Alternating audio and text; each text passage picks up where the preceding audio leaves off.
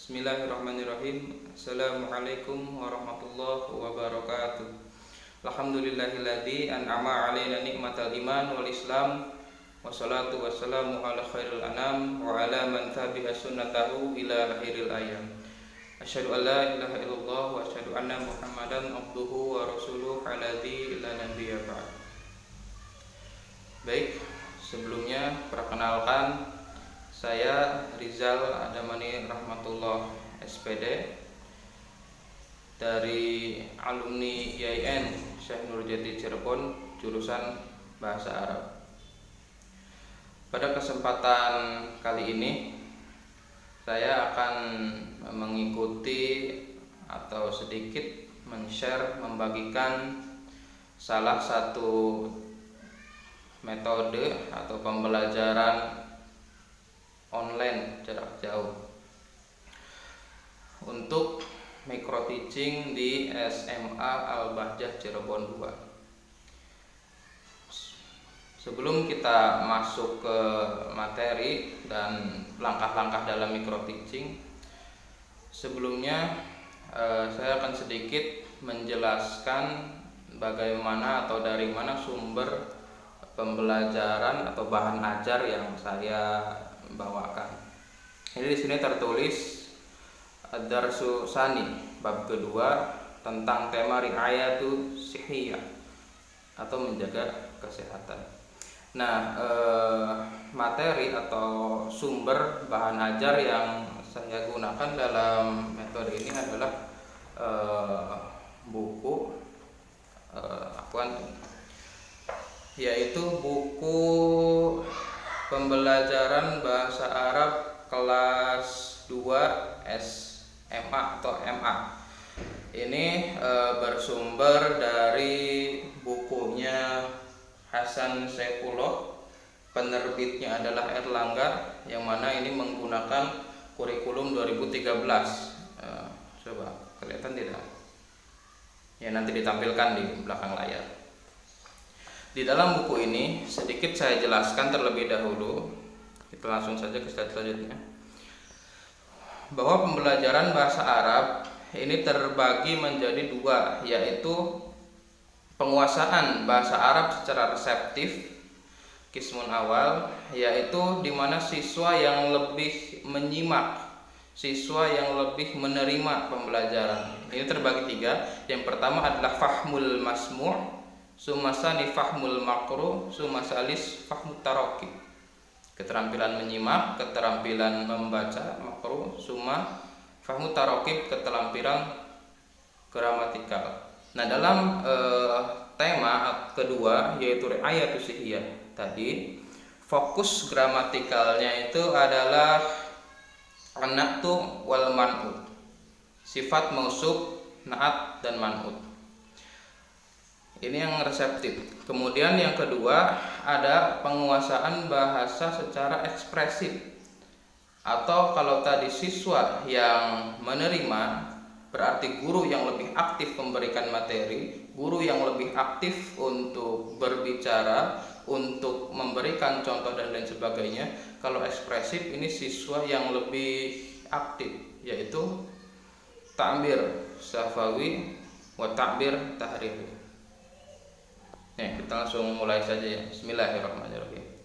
Bismillahirrahmanirrahim. Assalamualaikum warahmatullahi wabarakatuh. Qabla nabda dirasatana al-yawm, hayya bina nabda bidu'a. Bismillahirrahmanirrahim. Rabbi zidni ilman warzuqni fahman waj'alni ma'as sholihin waj'alni minas sholihin. Oke, anak-anak, sebelumnya Bapak ingin periksa, cek kehadiran siswa terlebih dahulu. Yang Bapak sebutkan namanya, bilang hadir sambil mengacungkan tangan. Nomor pertama Ad-Doa, kedua Agung Budianto, ketiga Ahmad Johari, keempat Aldi Fado. Kemana Aldi Fado, ada tidak? Kemarin Alfa yang nggak masuk. Pura-pura seperti itu. Semua yang nomor 5 Andi Sofyan. Mana Andi Sofyan? Oh, hadir. Begitu seterusnya sampai Yoga Pranesa. Oke, setelah beberapa siswa yang tadi disebutkan, ada yang hadir, ada yang tidak hadir, ada yang sakit. Semoga yang sakit diberikan kesembuhan oleh Allah Subhanahu wa taala. Pada pertemuan sebelumnya, anak-anakku sekalian, kita telah membahas tentang materi baiti atau peralatan atau kosakata yang sekitaran rumah, yang ada di rumah. Nah, di antaranya ini Bapak tampilkan sebagian ya kosakata yang kemarin suruh untuk dihafal ya. Sekarang kita Bapak cek dulu nih, sudah pada hafal belum? Coba kamu Andi Sofyan misalkan sebutkan kosakata yang ada di rumah selain yang ditampilkan di sini. Ada tidak? Oh, ada ya, bagus. Seperti itu. Kemudian kamu siapa? Tony. Ada tidak kosakata selain yang ada di slide ini? Oh iya, bagus. Kemudian setelah kita membahas kosakata ini, yaitu ada ruzun, ada sayun, ada mil'aqoh, ada sohnun, ada birkah dan lain sebagainya. Sekarang kita masuk ke pembelajaran selanjutnya, yaitu bab 2. Tapi sebelumnya ini Bapak mau tanya kepada kalian semua. Kita tuh hampir sudah berapa tahun? Sekarang sudah SMA ya, kalian udah MA ya. Berarti 3 tahun dari MTS itu kalian sudah belajar bahasa Arab. Kira-kira pembelajaran bahasa Arab atau gampang, kenapa kita harus belajar bahasa Arab? Ada yang bisa menjawab? Coba kamu Odi, kenapa kita harus belajar bahasa Arab? Ada yang tahu?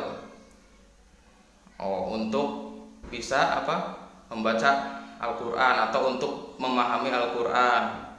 Bagus, itu juga bisa. Terus apa lagi? Karena bahasa Arab ada di nilai, ada di mata pelajaran sekolah, ada di kurikulum. Itu juga bisa. Itu juga bisa. Memang bahasa Arab ada di kurikulum, ada di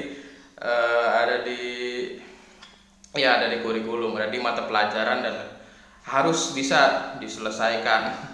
Tapi ada yang lebih penting, yaitu Bapak mengambil salah satu hadis, yaitu Bapak bacakan, ahibul araba lisalasin li'anni arabiyyun wal qur'anu arabiyyun wa lisanu ahlil jannati arabiyyun. Yang artinya cintailah bahasa Arab karena 3 hal. Li'anni arabiyyun, kata Nabi, karena saya itu orang Arab. Wal qur'anu arabiyyun, Al-Qur'an itu diturunkan berbahasa Arab. Suma wal lughatu ahlil jannah wa lisanu ahlil jannah arabiyyun, dan bahasa penduduk surga itu juga bahasa Arab. Nah, oleh sebab itu, selain jawaban-jawaban tadi dari teman-teman kita bahwa bisa untuk memahami Al-Quran karena ada di kurikulum dan lain sebagainya, itu juga betul. Tapi ada yang lebih penting, yaitu karena selaku kita ini umat muslim, umatnya Nabi Habibana Rasulullah SAW, dan kitab suci kita juga adalah Al-Quran, yang mana Al-Quran itu berbahasa Arab, maka seharusnya ini menjadikan dorongan semangat bagi kita untuk lebih bisa memahami dan belajar bahasa Arab dengan baik dan benar. Salah satunya yaitu di pembelajaran di sekolah kita. Baik, kita langsung ke materi tadi Darasus Tsani ya, yaitu tentang riayatus sihhiyah atau menjaga kesehatan. Ya, yang pertama undur, ini pertama itu yaitu kita Fahmul Masmu terlebih dahulu, yaitu istima. Yang pertama undur ila kulli surah wastami' sumarodin. Nah, jadi Bapak bacakan, kalian dengarkan dan lihat gambar-gambar yang ini. Oke? Yang pertama, likai yakuna jismuna sahihan. Nah, bisa diikuti Sumarodin, Bapak membaca kemudian diikuti oleh kalian. Likai yakuna jismuna sahihan yang bagilana an natanawala al-ghidha al-jayyid. Oke, bagus. Summa walikai yakuna jismuna sahihan yang bagilana an numarisa riyadatil rutiniyah. Summa likai yakuna jismuna sahihan yang bagilana an nakhoda rohatan kafiyatan. Al-akhir walikai yakuna jismuna sahihan yang bagilana an nuhafidhu ala nadhafah. Oke, ulang sekali lagi ya, sambil ini ditulis yang awal. Likai yakuna jismuna sahihan yang bagilana an natanawalal ghidha al-jayyid. Sumasani walikai yakuna jismuna sahihan yang bagilana an numarisa riyadatar rutiniyah. Suma salis likai yakuna jismuna sahihan yang bagilana an nakhuda rohatan kafiyatan. Suma lahir walikai yakuna jismuna sahihan yang bagilana an nuhafidhu ala nadhafah. Nah, selanjutnya min anwa'il ghidha'il jayyid, bisa diikuti. Min anwa'il ghidha'il jayyid hiya aruz summal fawaqih summal khadrawat summal al-luhum summal asmaq wal bayda. Min anwa'il riyadhah al-masyu summal jazriyu summa sibahah summal la'bul qurah summal jimbadu summal rukubud darajah. Oke, sambil dilihat-lihat. Nah, setelah tadi kalian lihat, sekarang coba jawab pertanyaan. Ini gampang sekali yang tadi nih, kalau kalian ikuti dengan benar pasti bisa seperti itu ya. Yang pertama, coba kamu Andi, likai yakuna jismuna sahihan yang bagilana an natanawalal ghidha al-jayyid. Yang mana nih? Yang A, Ba, Jim, atau Dal? Ghidha al-jayyid, an natawalal ghidha al-jayyid. Jawabannya yang A. Nah, ini yang A. Oke. Summa walikai yakuna jismuna sahihan yang bagilana an numaris riyadatil rutiniyah. Mana yang riyadah, olahraga, yang gym misalkan. Begitu seterusnya sampai akhir. Nanti siswa satu persatu disebutkan untuk lebih mengoreksi pemahaman mereka tentang materi. Selanjutnya ada, kalau tadi keterampilan menyimak, siswa itu mendengarkan, siswa itu memahami. Kalau sekarang siswa yang membaca, siswa disuruh untuk membaca. Ini sebentar, saya perkecil dulu. Jadi dalam teks ini siswa yang membaca, kemudian nanti di akhir akan diberikan pertanyaan-pertanyaan yang ada di dalam teks ini, seperti itu. Ini saya contohkan atau seperti apa? Kalau saya contohkan waktunya lumayan agak panjang. Mungkin dilihat-lihat saja ya. Ini sebuah teks dan pada slide selanjutnya juga lumayan panjang ini. Nanti di akhir ada pertanyaan, ma huwal ghidha'ul jayyid. Nah, ini semuanya ada di contoh-contoh atau ada di teks yang tadi dibaca oleh siswa. Oke. Nah, kemudian kita masuk ke bab atau ke fahmul yang ketiga, yaitu fahmut tarakib. Nah, dalam bab ini fahmut tarakibnya itu naat man'ut dan atau sifat mausuf. Nah, ini coba kita bahas dulu ya. Bahas yang di pinggir ada lafadz hasanun tolibun mahirun. Hasanun tolibun mahirun. Yang kedua hasanun wa husainun, Hasan wa Husain tolibani mahironi. Yang ketiga Hasan wa Husain wa Salman tullabun mahiruna. Nah, yang di bawahnya juga sama. Hanya yang bedanya yang atas itu mudzakkar untuk laki-laki, kemudian yang di bawahnya itu adalah muannas untuk perempuan. Yang kita bahas sedikit ini hanya contoh saja. Pembahasan kata-kata yang bergaris bawah di atas yang contoh tadi kan, tolibun mahirun, tersusun dari dua kata. Kata-kata yang posisinya di depan disebut man'ut atau mausuf yang artinya atau yang mengandung makna yang disifati, dan kata-kata yang mengikutnya disebut naat atau sifat. Nah, kita nggak usah bolak-balik ya, ini saya sudah kasih contoh di bawah. Jadi naat atau sifat adalah lafal atau kata yang menunjukkan sifat untuk kata yang sebelumnya, sedangkan man'ut adalah isim yang disifati. Contohnya tolibun mahirun ini, tolibun mahirun yang ada di bawah hasanun tolibun mahirun. Yang posisinya di depan disebut man'ut, yang posisinya di depan disebut man'ut, yang di belakang disebut naat yang mengikutinya. Nah, yang ketiga, dari sini dari sisi makna, susunan kata yang terdiri dari naat dan man'ut mengandung makna yang. Jadi artinya ada makna yangnya. Contoh hasanun tolibun mahirun. Hasan adalah seorang siswa yang pintar. Tolibun mahirun, siswa yang pintar. Seperti itu ya, contoh mudahnya. Ini karena tidak ada papan tulis dan lain sebagainya, jadi menyampaikannya agak-agak susah. Kemudian dengan memperhatikan contoh-contoh di atas yang berkaitan dengan naat man'ut, maka dapat kita simpulkan ada 4 hal.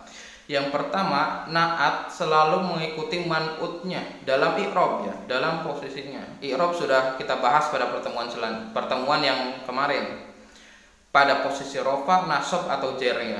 Kemudian yang kedua, naat juga selalu mengikuti man'utnya dalam hal bilangan, mufrad, musanna, jamaknya. Mufrad maknanya tunggal, musanna itu dual, kemudian jamak artinya banyak. Kemudian naat juga selalu mengikuti man'utnya dalam hal jenis, mudzakkar dan muannasnya. Seperti tadi contoh yang ada 6 itu, contoh yang ini. Nah, yang ini kalau depannya mudzakkar, maka belakangnya juga mudzakkar. Kalau muannas ya muannas, seperti itu. Kemudian yang keempat, naat juga selalu mengikuti man'utnya dalam hal ma'rifat dan nakirohnya. Seperti tadi, ada yang 2 Hasan wal Husain, kemudian ada yang 3 Hasan Husain sama Salman. Kemudian naatnya juga berubah, yang tadinya tolibun berubah jadi tolibani, kemudian jamak jadi tolibutulabun, seperti itu.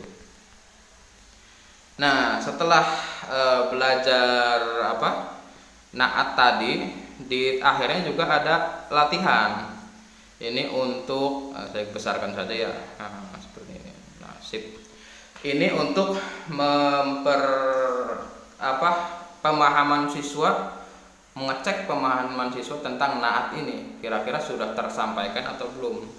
Sistemnya kita memberikan satu teks seperti ini contohnya, yang berbeda temanya dengan teks sebelumnya. Kalau tadi tentang riayatus sihiyah, menjaga kesehatan, ada olahraga, makan dan lain sebagainya. Nah, kalau ini kita sengaja kita pasang materi yang beda supaya tidak sama teks contoh seperti itu. Nah, paparan selanjutnya siswa selalu membedakan nih dari teks tadi mana yang termasuk man'ut, mana yang termasuk na'at. Ada dua kan tadi itu. Nah, ini hanya 5 saja.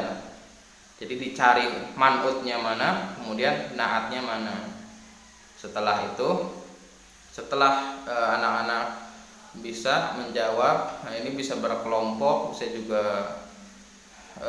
mandiri, atau bisa juga sebagai pekerjaan rumah apabila waktunya sudah mepet, sudah habis, seperti itu ya, seperti waktu kita ya yang sudah sudah mepet ya, diberi waktu oleh panitia di sini 15 menit, tapi saya menyampaikannya sudah sampai 21 menit.